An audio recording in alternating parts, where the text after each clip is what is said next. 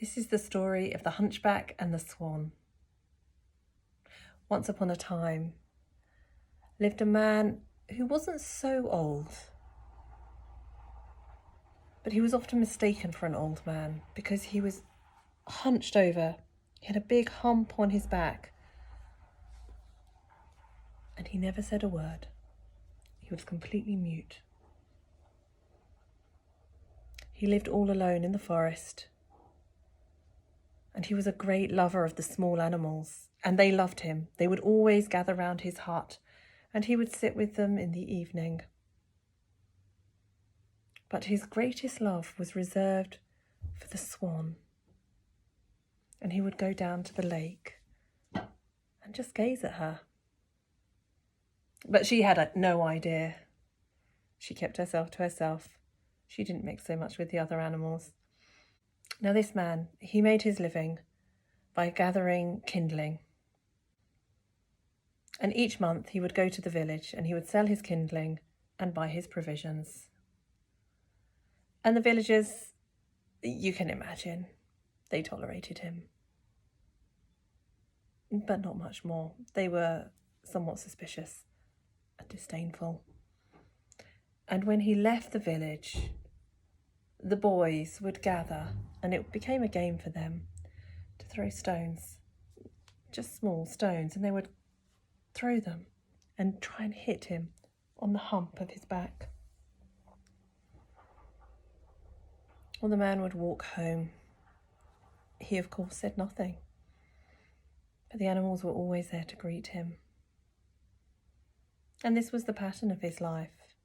Every day in the forest with the animals, gathering kindling, and every month into the village. But time does not stand still, and those young boys that gathered on the edge of the village became young men, and their disdain turned to hostility, and the pebbles they picked up turned into quite big stones, and they threw with more force. And then on one particular day, as this man was leaving the village, this group of young men had gathered and they were throwing stones as they'd become accustomed to, and one hit him hard on the cheek and drew blood. And he walked home a little more bowed over than normal. And the animals met him, as they did every time he came from the village. But they saw that even though he never spoke, somehow he was a little more quiet than normal. And they walked close beside him back to his hut. And he went in alone and shut the door. But the animals didn't leave. They were worried about him. And the sparrow flew up and looked in through the window. And the other animals called, "What's he doing? What's he doing?" And the sparrow said, "He's climbed into bed and he's turned to the wall, and I think maybe he's dying." And the animals talked together. They were very worried. And they decided that they must go and get the swan, that she would know what to do. And so they walked through the forest to the water's edge, and they called the swan. And she was astounded to hear of this man's love. And she was concerned when she heard what the animals had to say to her, and she accompanied them back to his house. And she went in through the door. And the animals stayed on the threshold, and the sparrow, she flew to the window again. And she reported what was happening. "I see the swan going to his bedside," she said. "She's putting her head on the man's chest."